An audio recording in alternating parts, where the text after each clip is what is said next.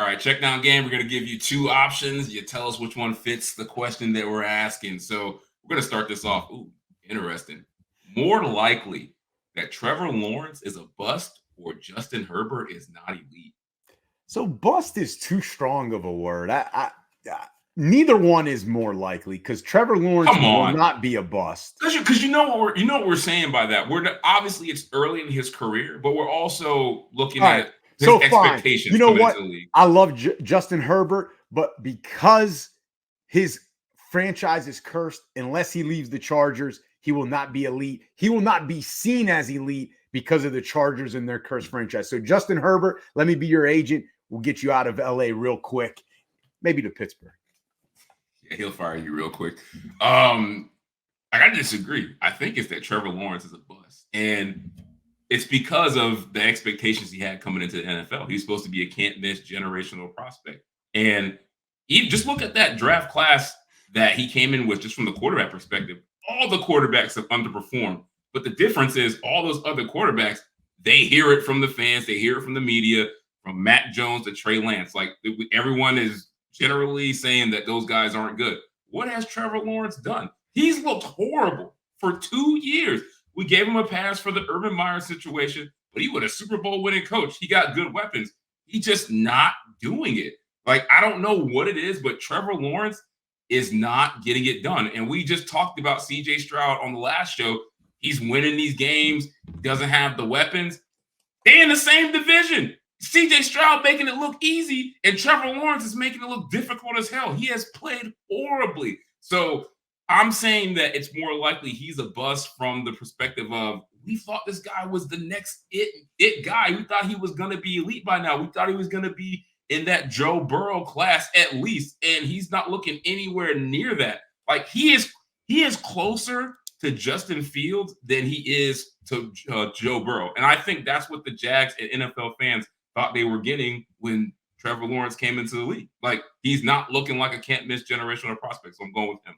Well, next one. See, I think where you're wrong is the definition of bust. If you ask most people, I mean, he ain't Jamarcus Russell. Hold on. Yes. But see, that's your problem. That's why I said it's too strong a word. You should have worded it better. No. Maybe saying Trevor Lawrence. How is that a bust? But why can't? Let me ask you this.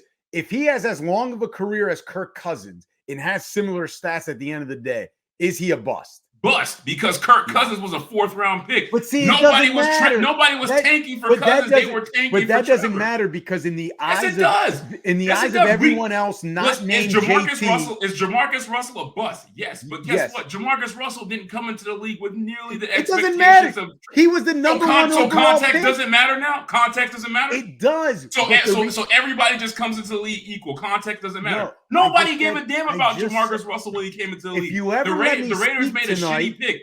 Everybody thought Trevor Lawrence was can't miss. Okay, go ahead. Finish on your wrong rant. Are you done?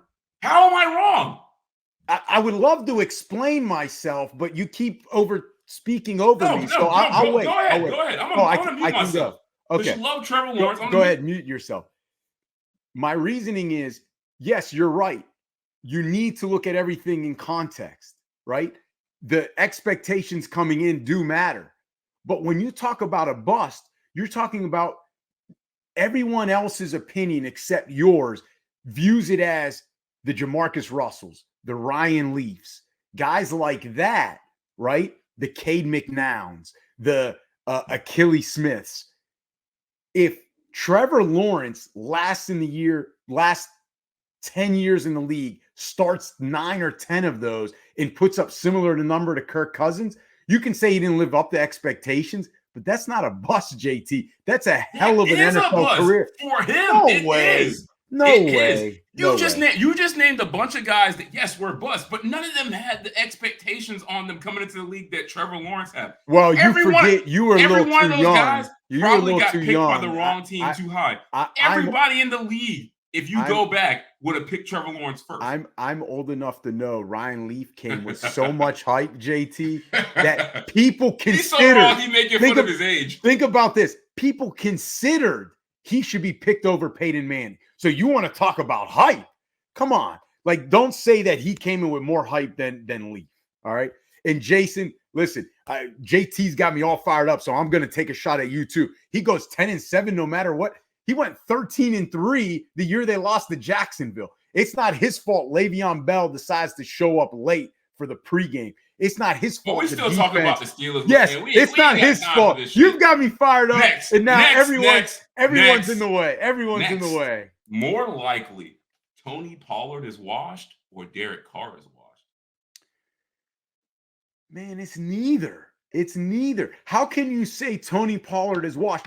Talk about a guy coming back too early from an injury. The media is saying it. He came back way too early. He came back way too early from an injury.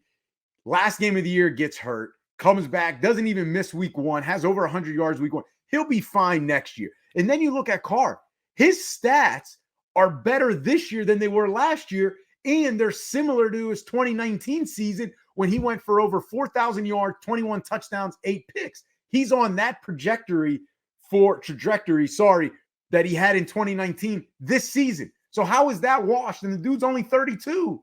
Like, that's a terrible question in there. I don't know why they let you put it in there. Because this is what people are saying. So that's why they want us to talk. That's what I'm saying. You are wrong. You always think these questions are about what I think. No, this is what people are saying.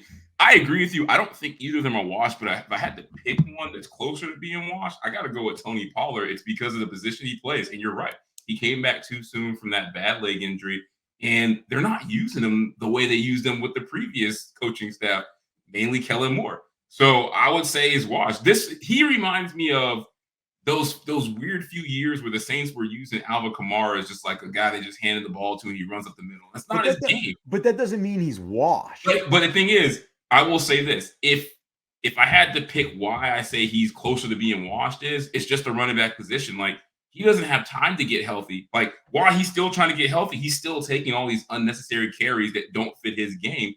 And let's be real, the Cowboys have played some bad teams where, like, a guy like Pollard, of his talent, should have some get-right games. And he just hasn't had them. Like, they just played the Giants. Everybody went off in that game except Pollard. And I don't know if it's because he's not fully healed from the injury, but if I got to pick one that's closer to wash, it's him. He just hasn't shown it. Derek Carr, you made the point. Basically, he looks like the guy with the Raiders, so he looks good. More likely, Aaron Rodgers comes back this season or Arthur Smith gets fired. Well, to me, this is an easy one. More likely, Arthur Smith gets fired. And I'm not saying he will get fired. Okay, I'm not, and I don't want to see him get fired. But Aaron Rodgers isn't coming back. He just keeps saying this. Do we really do that, though? He keeps saying it to be relevant. That's his ego talking. I gotta believe him, man. I don't know what mushrooms he got in that cabinet. You don't know what he got in there. Oh my goodness. Whatever's in that cabinet is not FDA approved, so anything can happen. Exactly, and he'll fail a drug test if they test him. I see where you're coming from, but I gotta say more likely Aaron Rodgers comes back for the simple reason that the Falcons. My God, you're on the same mushroom. The Falcons already came out and you're said on the same mushroom.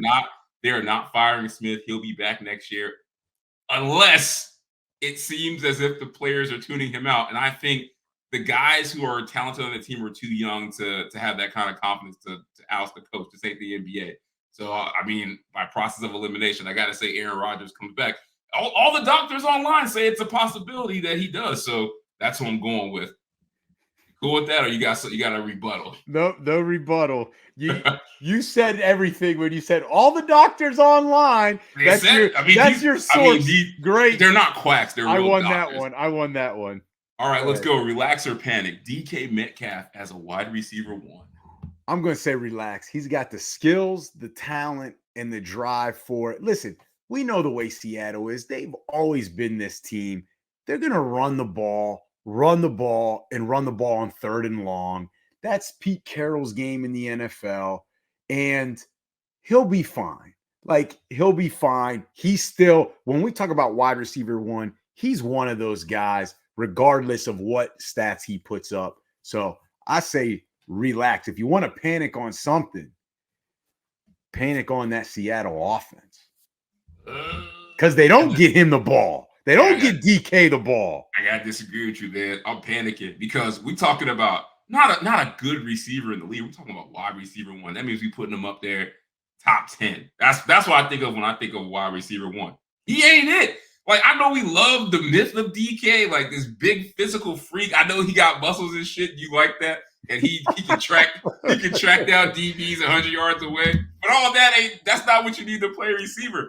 Bro, he's only had 2,000-yard receiving seasons since he's been in the league. Like, it has not been great. Like, I think we've fallen in love with like the mystique of DK and like, yeah, he's so talented, but he's just not getting it done at a wide receiver one level. Like, he's probably closer to a high upside, very, gifted wide receiver two than a guy that I'm like, hey, like, can he be my guy? And I just let him lose and he can do it no matter what.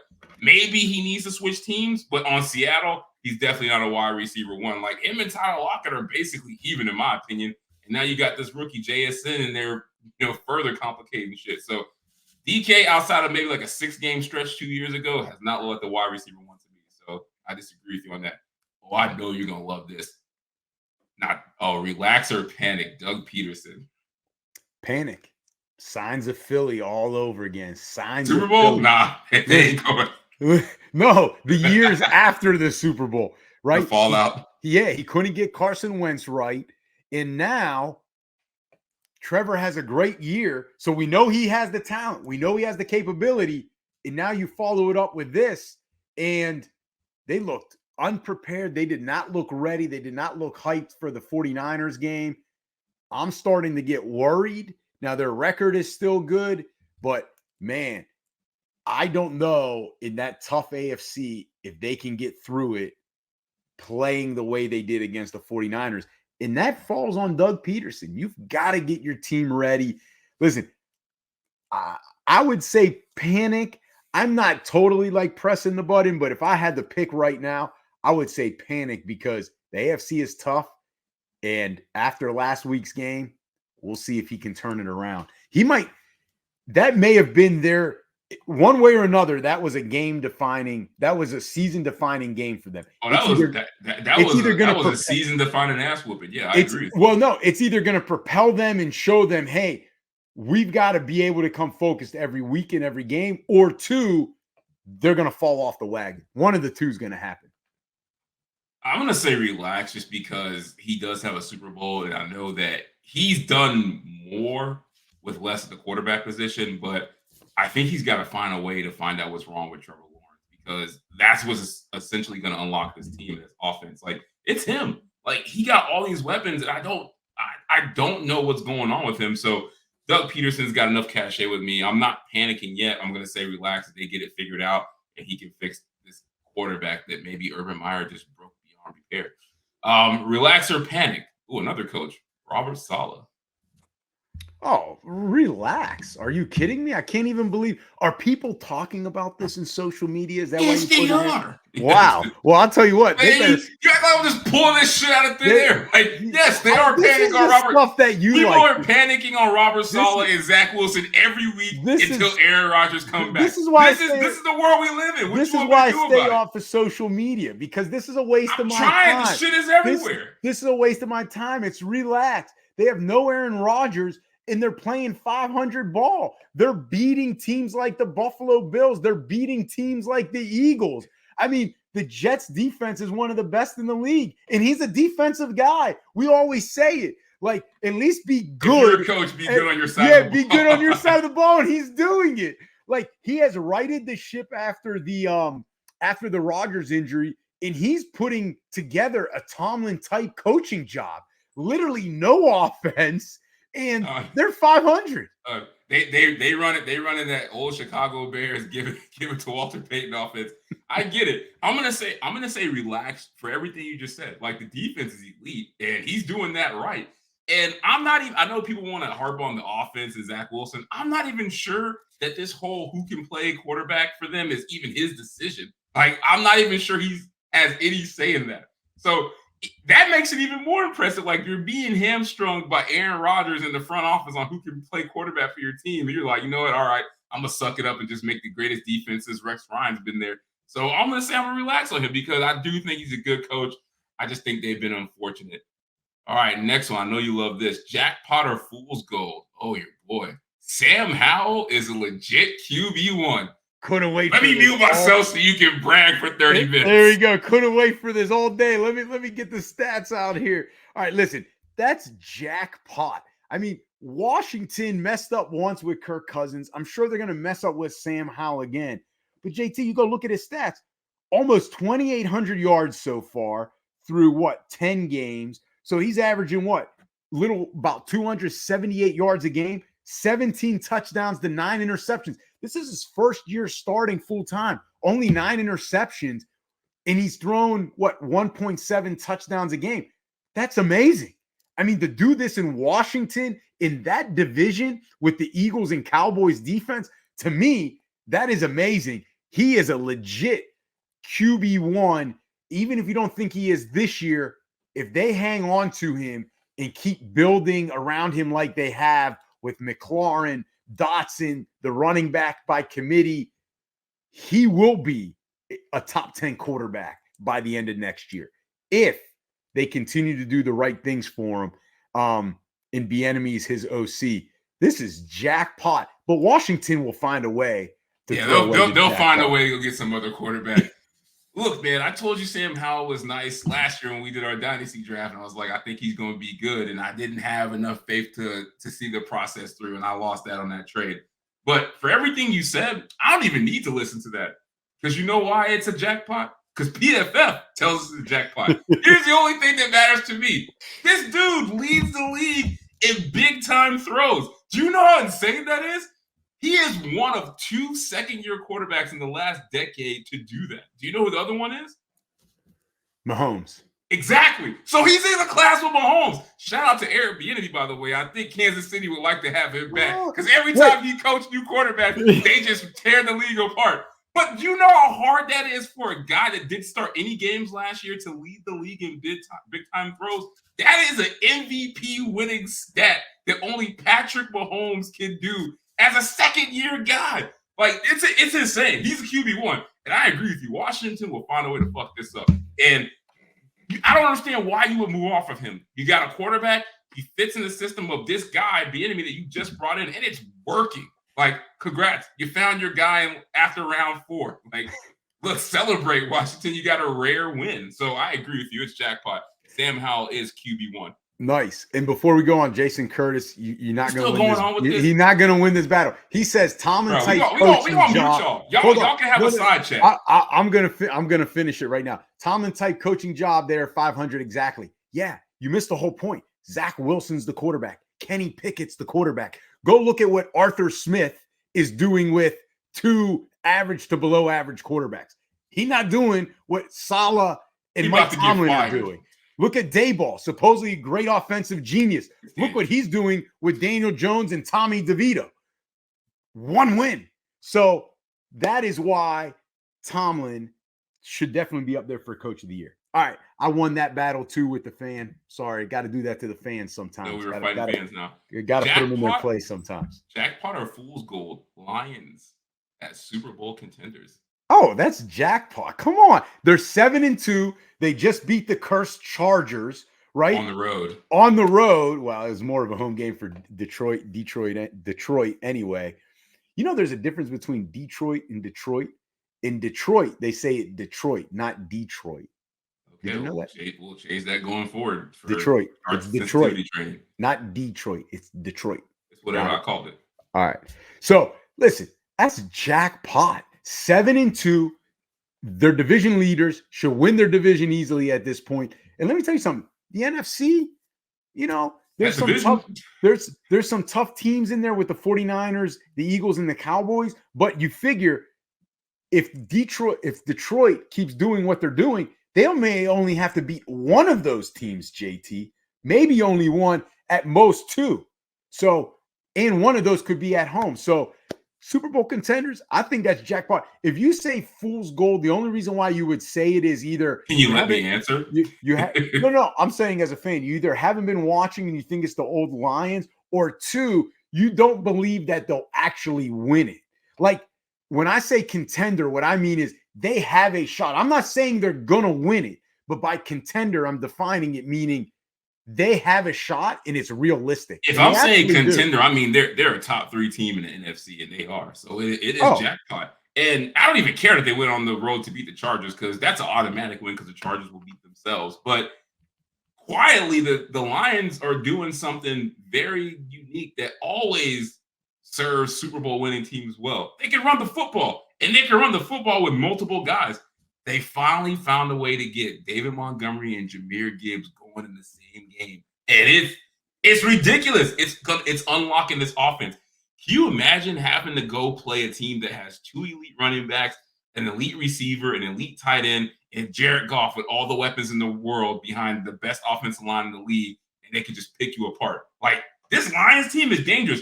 And quietly, nobody wants to talk about it. Their defense has played much better this year. Like, I know they just had a shootout, but the Chargers have weapons too. This Detroit Lions defense has been really good most of the year. They're one of those complete teams that we're just not talking about just strictly because of, all-time bias. It's the Lions. We just don't trust them. But I agree, jackpot. They're Super Bowl contenders until further notice. Ooh, jackpot or fool's gold. Dak Prescott as an MVP candidate. I'm going to go fool's gold because Vegas says so. But he's plus 4,000, JT. That means you bet 100 and he wins it. You get 4,000.